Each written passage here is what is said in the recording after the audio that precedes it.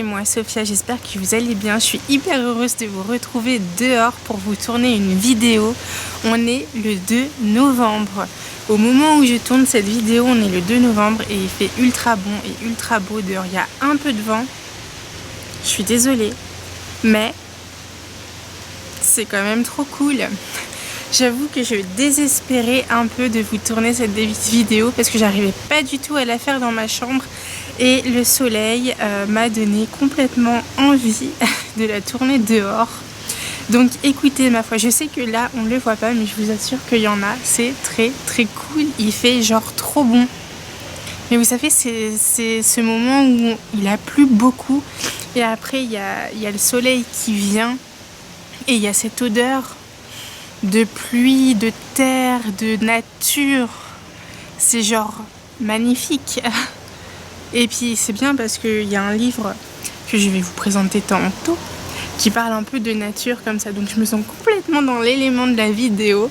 Ça me fait trop plaisir. Bienvenue sur la chaîne. J'espère que vous allez bien. Prenez soin de vous surtout. Parce qu'avec le Covid et tout, et ben c'est pas joyeux tous les jours, mais on va s'en sortir, ne vous inquiétez pas.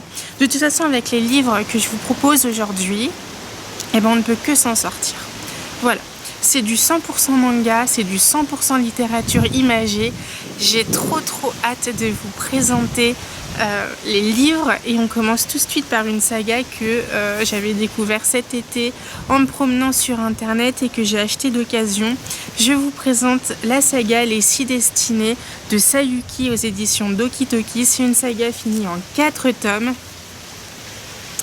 Et c'est une saga que j'ai juste adorée. Je l'ai dévorée en 2 jours, je n'ai rien vu, j'ai rien compris à mon envie soudaine de lire cette saga, clairement. Dès que je l'ai vue d'occasion, alors que j'achète pas d'occasion généralement, et bien là je me suis ruée dessus et puis du coup quelques semaines après, ben c'était dévoré quoi, clairement. J'ai juste adoré. En fait, ça nous raconte l'histoire de Miroku et Ifumi, son frère et sœur. Et malencontreusement, un jour, Miroku et Ifumi font... On va attendre que ça passe. Je disais, on fait la rencontre de Ifumi et Miroku, ils sont frères et sœurs, et un jour, alors qu'ils étaient en train d'explorer la maison où ils habitaient depuis qu'ils sont nés pratiquement, eh bien ils font l'erreur de découvrir ils font l'erreur de découvrir un passage secret qui en fait referme quelqu'un qui n'est pas censé sortir. C'est le roi des Gedo. Les Gedo, c'est quoi? Ce sont des monstres qui ressemblent à des corbeaux et qui sortent la nuit un peu comme des vampires pour tuer les êtres humains et du coup se nourrir de leur âme et tout et puis acquérir plus de force quoi. Et personne n'a le droit de sortir la nuit pour justement éviter ceci parce que les Gedo ils ne peuvent pas rentrer chez soi si la maison est fermée. Vous voyez, c'est pour ça qu'ils viennent que dans les rues en fait. Donc clairement, ils ouvrent la porte qui renferme le roi des Gedo et alors là, c'est la catastrophe parce que sa sœur est transformée en démon, sa mère meurt et lui se transforme en Gedo, Miroku, pour protéger sa sœur. 3 ans après, eh bien, Miroku et Ifumi rejoignent le groupe des Rikudo. Les Rikudo, c'est quoi? C'est un groupe de personnes qui chassent les Gedo et donc essayent, tant bien que mal, hein, on va pas se le cacher, de protéger les humains. Forcément, c'est une affaire personnelle qu'en fait Miroku parce que c'est un peu de sa faute si sa sœur s'est transformée en démon. Enfin, est transformée en démon. Et du coup, il en oublie un peu de se pardonner et de protéger les autres humains. Ce qui va donner lieu du coup à des discussions un peu venimeuses entre certaines personnes du groupe. Et puis voilà, je crois que j'ai tout dit parce que sinon je vais vous spoiler. C'est 4 tomes qui sont assez petits, hein, qui font quoi, entre 100 et 200 pages. J'ai juste adoré parce que clairement il y avait beaucoup d'action, il y avait beaucoup d'humour et il y avait un poil de sérieux, mais vraiment un poil. Et ben voilà, à l'endroit c'est mieux. J'ai juste adoré en fait. Je pensais pas aimer autant, mais clairement, déjà de base, si je dévore une saga, forcément, c'est que j'ai adoré. Quoique, cette vérité n'est pas tout à fait vraie pour Ophélie de la passe miroir. Bref, on réfléchira là-dessus plus tard. Mais c'est vraiment une saga en 4 tomes que je ne peux que vous conseiller. Si vous voulez vous aussi lire des courtes séries de manga, eh bien n'hésitez surtout pas, parce que clairement ça vaut le coup, quoi. Clairement ils valent le coup. Ouais. On continue dans les suites de séries courtes avec la série Dodoma que voici, que j'ai juste adoré, et c'est là où on parle de nature, parce que je disais, ensuite on continue avec la série Dodoma, et c'est là où on parle véritablement de nature, parce que les habitants de la planète où ils vivent, la planète Orbis, eh bien ils vivent sur un arbre, voilà.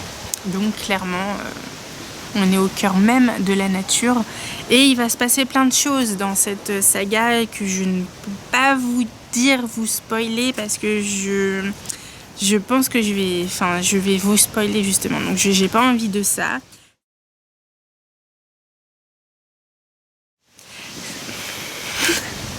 Sachez juste que c'est une saga post-apocalyptique de fantasy, et qui est tellement bien, et elle est tellement bien pour une seule et unique raison en fait. C'est même pas qu'on parle de nature, d'environnement, d'écologie, enfin quoique en fait c'est mon libraire qui me l'a vendu comme ça, mais quand je l'ai lu, c'est pas ce qui m'est venu en premier, hein. C'est pas les mots qui me sont venus en premier en disant ouais c'est hyper écologique, c'est hyper environnement, enfin c'est un livre sur l'environnement et tout. Non, moi je l'ai plus vu comme un livre qui fait une ode au lien fraternel indestructible. Et ce que je vous ai pas dit, c'est que dans les 6 destinées, c'est la même chose en fait. On a un lien fraternel entre Miroku et Ifumi, donc le frère et la sœur, indestructible, et j'ai jamais vu ça. C'est vrai que je l'ai rarement lu et vu d'ailleurs, mais c'est un truc de fou, et j'ai adoré ce côté fraternel, ce lien en fait familial indestructible, et que quoi qu'il arrive, peu importe la situation, eh bien rien ne changera ça, quoi. Et ça, j'ai trouvé ça juste terriblement formidable. Et avec Dodoma, c'est la même chose, hein, clairement. On a ce lien indestructible entre frères Mana et Shino, et quoi qu'il se passe, dans n'importe quelle situation, j'insiste bien là-dessus, je vais y arriver, j'insiste bien là-dessus, eh bien rien ne changera ça. Et ils sont sûrs qu'à un moment donné, même si leur chemin se sépare, et à un moment donné ils vont se retrouver, et bien qu'ils vont faire les choses différemment, tout va être pour que l'un se sente bien et que l'un aille de l'avant en fait. Et ça, j'ai trouvé ça formidable. C'est vrai que le côté écologique, je l'ai pas bien compris. Je l'ai même pas, ou alors j'ai pas tout su. Arrête. Ok, on reprend. Et du coup, je disais, c'est vrai que ce côté écologique, environnemental, je l'ai pas ressenti. Voilà. D'ailleurs, oui, moi j'ai vraiment... Parce qu'en vous en parlant, je me demande si j'ai réellement compris le livre en fait. Moi, tout ce que j'y ai vu, c'est vrai que j'y ai vu que le côté fraternel de l'histoire.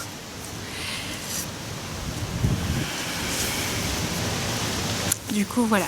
Je vous le conseille uniquement pour ce côté fraternel. J'insiste vraiment là-dessus, hein, parce que c'est ce qui m'a le plus marqué.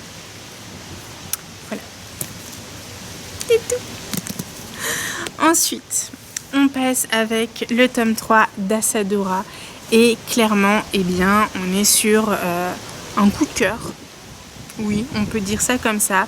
De Naoki Urasawa aux éditions Kana, collection Big Kana.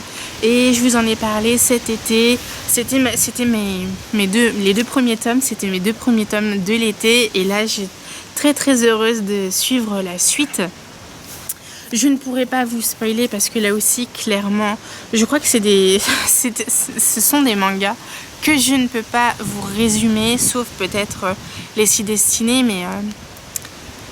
mais j'ai peur de vous spoiler. Et là aussi, c'est pareil. On sait juste que avec ce tome 3, on s'est arrêté en 64 et qu'en 64, au Japon, il y a les Jeux Olympiques et ils préparent ça avec beaucoup d'intérêt parce que c'est pour montrer au monde que le Japon est devenu un pays où la paix règne. Et du coup, ils suivent ça de près parce que dans les premiers tomes, il y a eu un événement qui ont fait que tout ce qui est, comment dire, ultra important se voit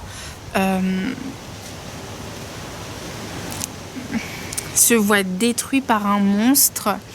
Et ce monstre, depuis 1959, 58, 56, 59, je ne sais jamais la date du premier tome, eh bien, il est introuvable et on n'arrive jamais à mettre la main dessus au moment où il faut.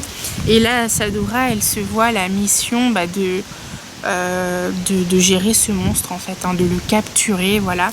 Mais je n'en sais pas plus parce que, forcément, ça arrivera dans le tome 4, quoi.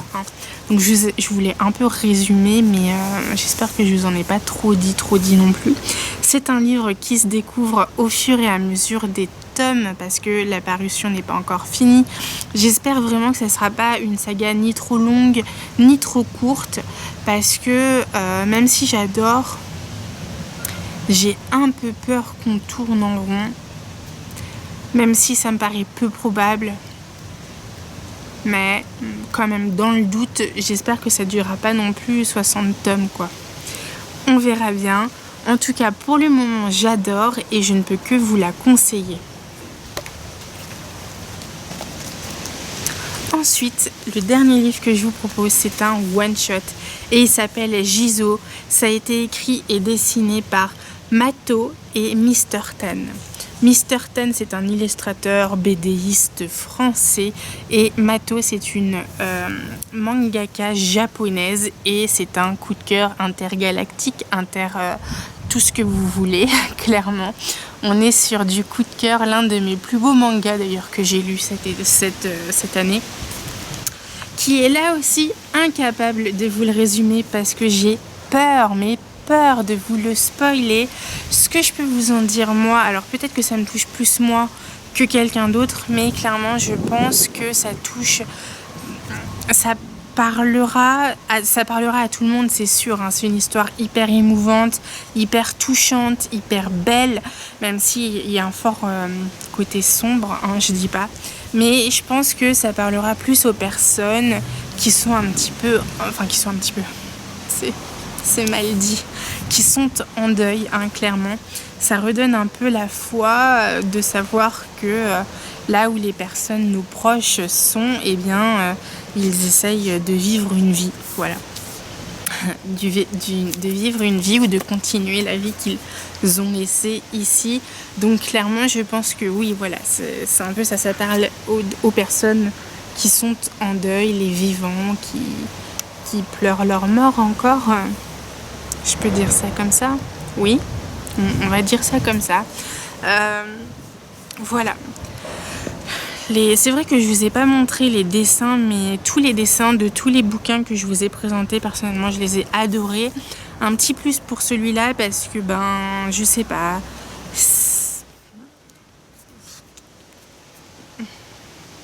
Voilà quoi.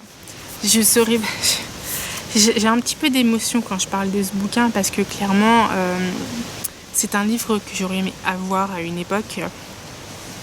Mais voilà, j'en parlerai pas plus. Voilà, donc il me chamboule un peu ce bouquin, hein. Je pense que vous l'aurez compris, vous l'aurez vu surtout, vous l'aurez entendu, mais c'est un manga, voilà, un coup de cœur, quoi. Il est magnifique. Je ne peux que vous le lire, enfin je vous le conseiller, pardon. On va y arriver. Voilà, cette vidéo touche à sa fin.